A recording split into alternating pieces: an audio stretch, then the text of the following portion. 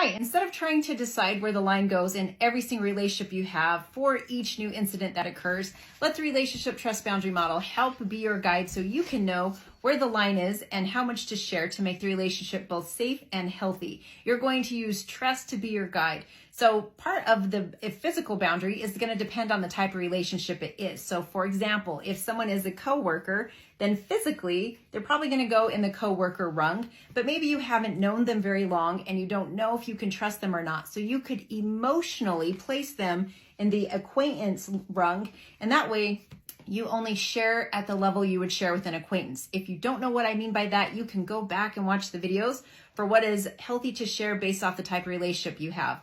As that person earns and builds your trust, they can move through the model and they can go from acquaintance down to coworker, and then you could share at a coworker level. But if trust is broken, you could also emotionally move them back into acquaintance or stranger until more trust is built, so you can decide if you want to let them in a little further and emote more with them.